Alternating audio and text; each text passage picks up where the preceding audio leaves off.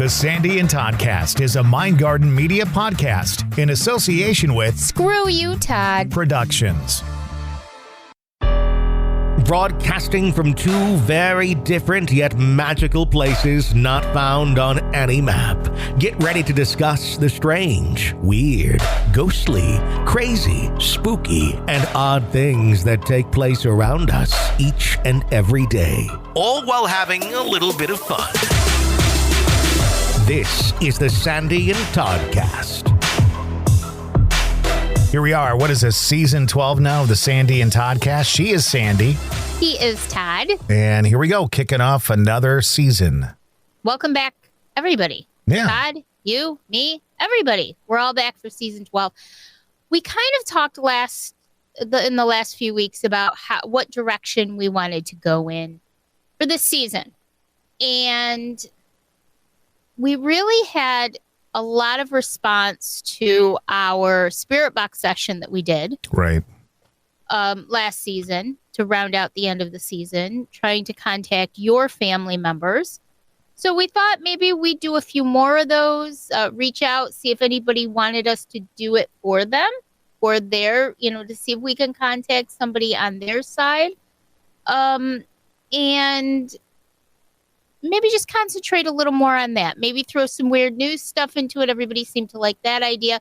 So it's going to be kind of a mishmash. We're kind of going back to our roots a little bit and just being maybe not concentrating on specific themes, but just kind of doing whatever comes along. And I think that might be a really fun season for us, which includes Q&A because everybody loved the Q&A that we did last year. Yeah.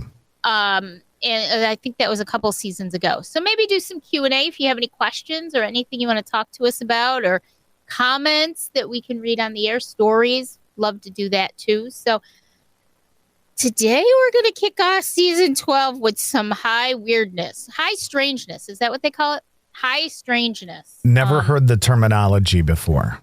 I've heard it's kind of an older term. I remember hearing it in the days of, some of the more groundbreaking investigators, parapsychologists, high strangeness, just things that can't easily be explained away, things like cryptozoology or, and I have to mention something else too, just before we get done with this episode, speaking of all of that. But, so some things happened to me this week that I thought would be really super interesting to talk about this week, Todd. Now, you know all about it. I have kept you in the loop continuously all week long because you get it. You know the whole story, everything that's been going on. So I'm going to back up to last weekend. And last weekend, Dave and I and Spike, our dog, took a trip for a long weekend up to Saranac Lake, New York, which we have been to now several times. And we had an investigation. I can't give any details, but we did an investigation with our group, APS, Adirondack Park Paranormal Society, at a former cure cottage. Now, for those who aren't familiar with the whole Saranac Lake story, tuberculosis, we all do know that tuberculosis was rampant all around the world, not just in the United States in the 1800s and into the around 1955, I think it was, when they finally came up with an actual vaccine for tuberculosis. But it ran rampant throughout the world. And Dr. Trudeau, world famous physician, himself had tuberculosis in the late 1800s, and he actually had it a few times, and believed that the cure to tuberculosis was fresh, unadulterated, fresh air, cold air, fresh air, the whole 9 yards. And so the entire town decided and kind of he opened up the Trudeau Sanatorium, and it was world famous. People from all around the world came. And essentially what they did was they would have people with tuberculosis, different stages, be out in the fresh air all the time, even in the winter. And those who are familiar with the Adirondack Mountain region of New York know that it is bitter cold in the winters. And so the town decided to take advantage of the whole situation, not in a nefarious way, but, lots of money to be had. And most of the homes and homeowners or people who wanted to come and build homes specifically for that purpose created cure cottages. And these were homes that were modified to add open porches for people with tuberculosis to, stay at and pay their weekly fee and be outside all the time. And they would all live in the whole town. It was like a cash cow for the whole town for many, many, many, many years. And as a result, the whole town not only looks really, really different than a lot of small towns in America, because almost every single house you can obviously tell was at one point a cure cottage with all the additions of porches. Most of them are now closed off, of course. But it looks very different. But also there's a very heavy energy sitting over this town. And I'm in love with this town. I feel like I belong in this town for a lot of reasons. And some I'm not even sure of why yet. But every time we go to this town, it's almost like there's a dome over it. And when we reach a certain point, I can just feel that energy shift. It's hugely residual. There's lots of active spirits throughout the entire town. We actually investigated Trudeau Sanatorium last March, not this past March, but the March before, which was absolutely incredible. And so we did a cure cottage this time, an actual cure cottage, which is ironic because Dave and I, whenever we go to Saranac Lake, we stay in a former cure cottage that is active. And then we did an investigation over the weekend in a different one. So fast forward a little bit, we do the investigation. It was amazing. Come back home. And Monday, we got home on Sunday. Monday, I had a doctor's appointment, and Dave and I went with Spike to the hospital parking lot and watched the eclipse. Amazing, absolutely amazing, right? And get home, and I go upstairs, and, let me back up. Monday morning, I get up, and I go into my studio, and let me just set the stage. I have a gun cabinet. I'm a gun owner. It just sounds so weird to have you say that. I know. I have a gun cabinet in my Could you studio. say it like this for me, please? I got me a gun cabinet. I got me a gun cabinet. There you go. And I got me a long gun, and I got me a pistol. and so I've had this gun cabinet in here. It used to be primarily just a storage room. And I had it in there for years. It's literally bolted to the wall. It's bolted. Like nothing's going to move this cabinet unless we, weld it off. It's against the wall. And when I built my studio, I had to build it around it because I can't move the gun cabinet. So essentially what I have on this gun cabinet, it's metal and it's tall, is, some of my Addams Family Funko Pops. And my brother Sean got me a Ghostbusters model of the Ghostbusters car. I have a Scooby-Doo Mystery Machine model. And I have two figurines. I have a Shaggy figurine and a Scooby figurine in front of the Mystery Machine model. Now, the really weird thing is that it's the cars have no stoppage. So, they literally can roll in any direction freely. Right. There's nothing, And we all know the Funko Pops aren't the most stable things in the world. They're on a shelf. So I walk in, and the Scooby-Doo, this is Monday morning, the Scooby-Doo is laying in front of the gun cabinet on the floor, on the rug. Important to note, Scooby-Doo, even though it's a little bit unsteady, it's been there for months and months and months and has never moved, ever, has not done anything. Scooby-Doo's on the floor. I still didn't think too much of it, although if you knock the Scooby down where it is it's going to stay on the cabinet. It's that far back. But I didn't think anything of it. So I just picked it up and I put it back up, made sure it wasn't going to fall over, the whole 9 yards, left.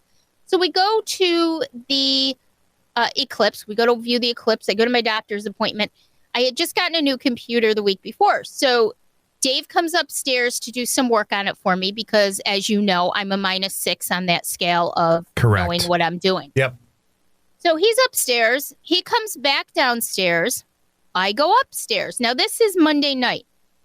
And it's about 6:30. And I come up, and the Scooby-Doo is literally 3 feet out from the gun cabinet on the floor. Like, I made Dave come up, and I said, Dave, do you remember seeing this? Did this fall? Did you knock this down? He says, no. I said, do you remember seeing this like this? He says, no. And he said, when he was in there, it wasn't like that. So now I'm like, that's weird. And I think I told you. I think I may have told you about it. Yep. So I told you about it. And I'm like, that's weird because literally this thing would have had to be launched off of the gun cabinet. There's no way that Scooby-Doo, who normally, if he was unsteady and toppled over, which he had never done before, would just land on the top of the gun cabinet. We've all seen things knock over before. So now I'm a little wary. And I don't know what's quite going on. Important to note again that these weird things have been happening in the studio for like 2 years since my friend Trey passed away unexpectedly. All right, fast forward to Tuesday. It's 1:20 p.m. And I actually went through, Todd, and I made these notes because now I'm just like, and I did it according to our conversation. So I know exactly what time these were because I was messaging you as soon as I could. So at 1:20 p.m. on Tuesday, I'm at my computer. The gun cabinet is to my right. I hear a noise. I hear a click, boom.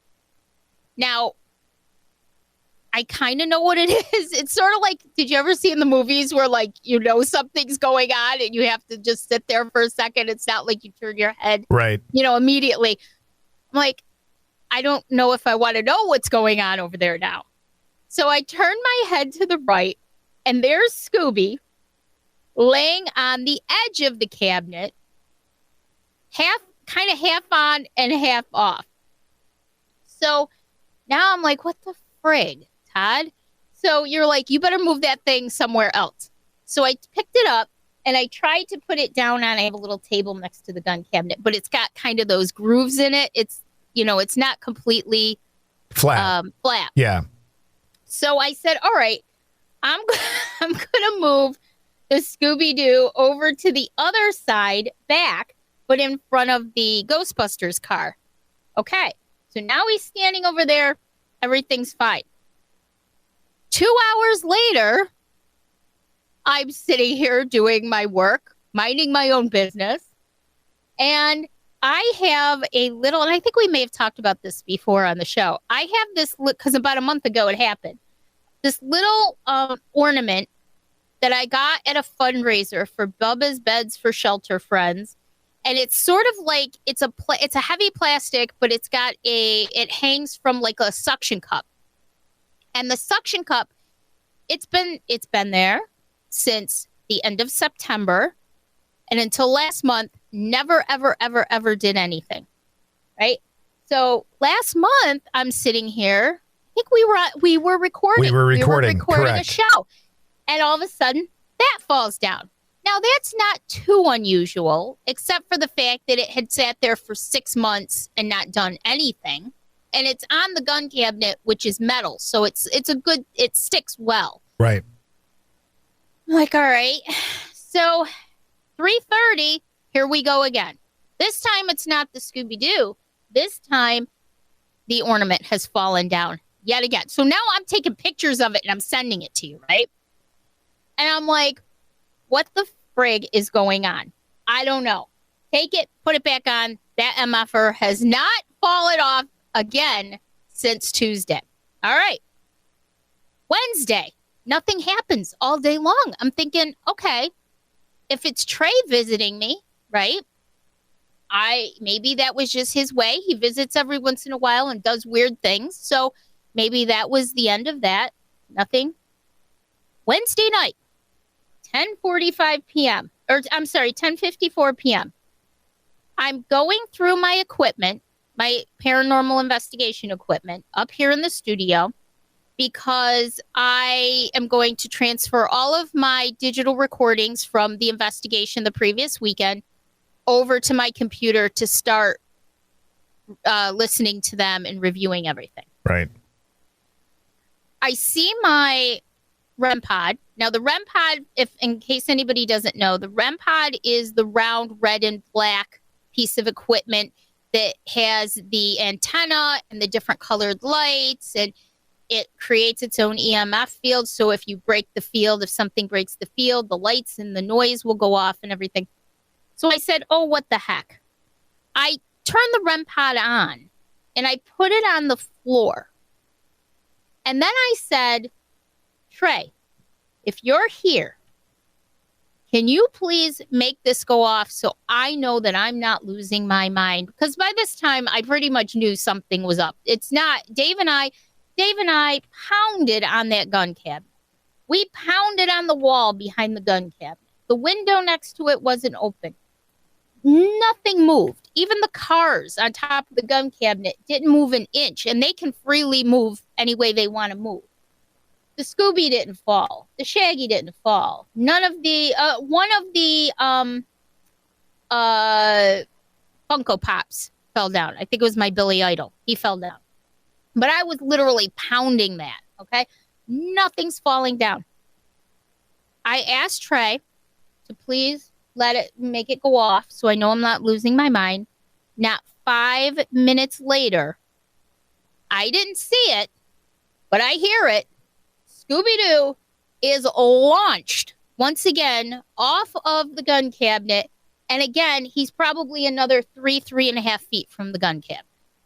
It's not even possible. It's not even possible for that thing that is already 3 inches back from the edge to fall 3 feet. Even if it was knocked over and that was it, it would fall. It might bounce a little, because Dave and I did that. We actually tried knocking it down, and it would either just knock over on the cabinet or it would fall off the cabinet, but just pretty much lay there at the base of the cabinet. Because you've got carpeting up there, right? So it's not like it's a hardwood floor. Exactly. So it's literally not going to be 3.5 feet out. Right. And then guess what? 5 minutes later, it happens again. This was 2 occurrences Monday, 2 occurrences Tuesday, and 2 occurrences Wednesday.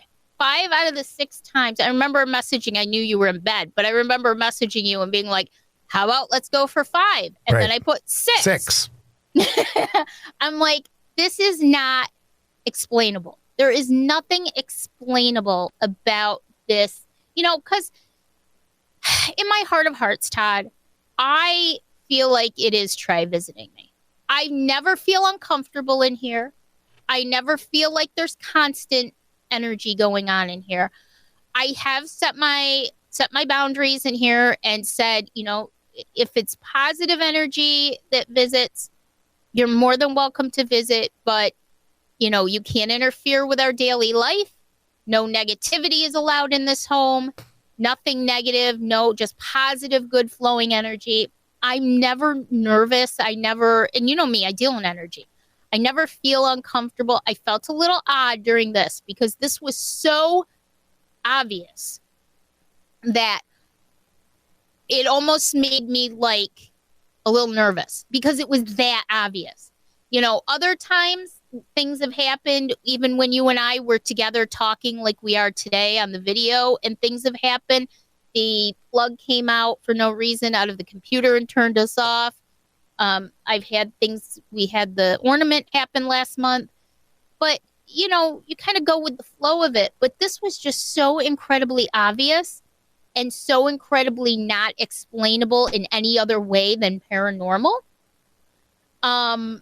that it was not only exciting, but it was also just a little made me a little on edge because I didn't know when it was going to happen again.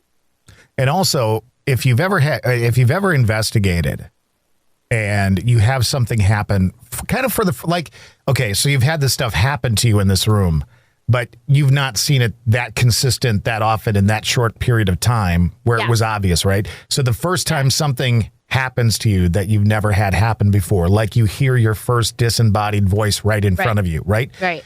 It's not that you're scared. No. It just, like you said, it puts you on edge just a little bit because you're sitting there thinking to yourself, this isn't possible. This isn't normal. Yeah. This is paranormal. It's the skeptic in me too. Right. That's sitting there going, what the fuck is going on right now? Because this is so, I mean, Todd, I've been investigating for years. Okay. So have you. You know, we've experienced things that a lot of people only dream of experiencing. Like, they used to call it the Holy Grail. Some of the stuff that we've experienced, a lot of people would consider the Holy Grail. I've had things literally lifted up and whipped against walls. I've had everything happen. Voices. I've seen things. I've heard things. I've experienced things like you wouldn't believe. But it's true. When it is in your own home and it's personal, it's kind of a different animal.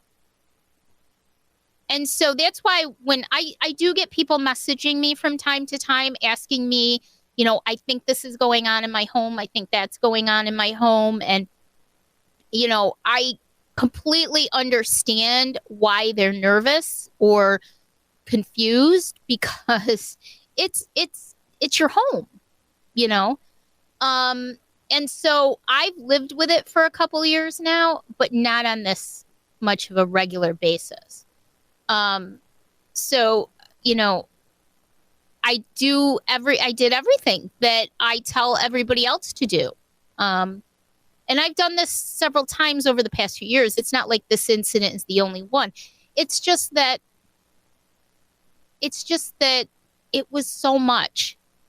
And it was so obvious to me that someone was trying to get my attention. Was it Trey? I don't know. I feel in my heart that it is because last week, right before all of this happened, about 4 or 5 days before this happened, I literally was talking to him, as I do, because I know he comes to visit. And I've had the spirit box sessions with him that were incredible. And I said, Trey, I'm coming down in a couple weeks. Don't forget, I'm coming down to visit your memorial where you passed. I said, and, you know, if you want to give me a sign that you're okay with that, please do. And a lot of times I'll ask him for things and then the next week things will happen. I don't know why that is. I don't know if it's a buildup, needing to build up the energy to be able to do this. You know, I don't even pretend to know enough about the afterlife even now to be able to give full answers about anything.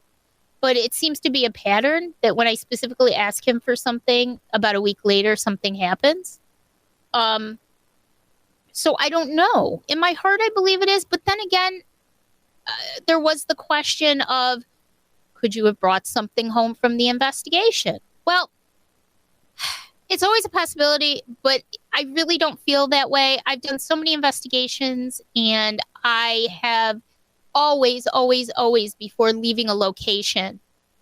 In this case, I did it for the whole town. Whenever I leave Saranac Lake, especially after an investigation up there, I set my boundaries for the whole town. I'm like, no one that I've encountered spiritually, you know, any spirits, energies, you are not allowed to attach to Dave and I. You are not allowed to follow us anywhere. You are not allowed to come to our home and be here, be there. I set those intentions. I carry my protection, you know, and I've never, ever had a problem. So do I feel like it is? I doubt it. Is it possible? Sure. But I just don't think that that's the case. And again, didn't run into anything malevolent or negative during this investigation. If anything, it was funny and fun stuff that we experienced. So I tend to believe it's Trey. Now, here's the cool part, Todd. I have not had anything happen now in 3 days. absolutely zero. And I think I told you, was it you or Dave? I told that by Thursday night, the atmosphere in the studio felt like it had shifted. Like it was different. It was a little bit lighter than it was during those 3 days. So it's very interesting. I know you had mentioned maybe it was the eclipse. Mm-hmm. The other thing, and while you didn't bring anything necessarily back with you, but you were at an investigation, so you were more open at that point, probably, right? Right. Maybe there was just enough of an energy shift with you that you brought back some sort of open energy process that then allowed this stuff to kind of happen. I wonder if it was almost like a perfect storm of the energy of the eclipse, because when I investigate as an investigator, but I'm also investigating as like the psychic side too. And usually, excuse me, after an investigation, I'm like just done. Like I'm so like exhausted and my mind's not working clearly for at least a few days until I can ramp back up. And I'm just wondering if it was sort of the perfect storm of the energy shift during the eclipse. You being a little weak with your energy? Mm-hmm. Being a little bit weaker. That always happens to me after an investigation. And it's interesting, too, the timeline was the day of the eclipse, the next day, and the next day. And then it all just kind of went down. So I'm wondering if that did ramp everything up a bit and allow more activity than usual. Maybe it gave a little more energy to Trey or to a spirit that was seeking help. I've been told several times, and I do believe this, that sort of people who, like me, I'll say me personally, is sort of like a beacon. Like they're drawn to me because they know I can help them. They know that I can acknowledge them, that I'll know they're there. In general, I think that there are a lot of spirits in Saranac Lake that know who I am. And again, our theory, which I truly believe, and we've discussed this, is that they move freely. They don't have to stay in one location. They can move freely. We actually had something happen last weekend. Again, I'm sorry, I can't talk about it yet. But we actually had something happen last weekend that would 150% prove that theory. And so I'm just wondering if it was the perfect storm, like you said, and it just ramped up the energy to allow this to happen. Sometimes I wonder if my own energy, does sort of mix and create more energy. So it's just an interesting thing that happened. I'm still trying to process through it in my mind, but it was a really weird situation. Now that Scooby has been in the same position since Wednesday night when I put him back up for the final time, and absolutely nothing has moved. Nothing. The ornament's still there, the Scooby's there, the Shaggy's there, the cars are there. Everything is exactly the way that I left it at like 11 p.m. on Wednesday night. So now we're going on 4 days. So here's what we're going to do. We're going to try and make something happen. We're going to, for the very next episode of this podcast, we're going to do a spirit box session. Mm-hmm. And we're going to see if we can communicate with what might be coming to you, making its presence known. Maybe we'll, connect with Trey. Maybe we'll connect with another energy that's trying to get your attention. Maybe even during the spirit box session, we can get it to knock down the Scooby-Doo. Now, you put in a camera in your studio, right? Will that be running during our spirit box session? So if something happens, you'll catch it? No, I'll tell a real quick story about this. We have Blink cameras. We have one in our backyard, one in our driveway, and one in our front door. We love them. As a matter of fact, we caught another fox at our Blink last night. And I just love this stuff. We've had a raccoon, a fox, a possum. We have bunnies every night chasing each other around. It's so much fun. But we thought, all right. And this happened, you remember, 3-4 months ago, I actually brought the Blink from the backyard into my studio. Yep. So that, because I felt like some of my crystals were being moved around. So we brought it in, and we didn't see any crystals being moved around, but I was watching it live, like I'd lay in bed at night, watch it live from the room. And there was a ton of orb energy going on in here. I think I sent you some of the videos of it. So we went ahead and we bought an indoor Blink to use, and we set it up facing the Scooby. The problem is that even the highest reaction time for the Blink isn't fast enough to actually catch it in the act. What it's going to catch is, as it moves, it's going to come on, but it's not going to see it because it's already on the floor. So that wasn't a good idea. So then we have a handheld camera that has night vision that we use for investigations. It's not an expensive one, and I've been driving Dave crazy for 6 or 7 months now. I want to get a higher, forever, that I want to get a better camera system for investigations. Now, our group itself has everything that you see on the TV shows. That's what we have. We have all those IR, I don't even know what they're called, everything you can imagine. But I like to have the little handheld ones too, just for that, case where we may not be in, we're walking around. So we set that up. That, however, did not catch anything either. So we have... And nothing happened. There was no activity. So we are in the midst. We took it down. We're in the midst of shopping for a better one to put up. But what I'm going to do is I'm going to take my webcam and I'm going to move it towards the Scooby. All right. So that we can at least see it if something happens. Okay. Okay. Yep. And so we'll do that. And see what happens. So we will do that on the next podcast. We'll do another Spirits Box session. Both of us in different locations.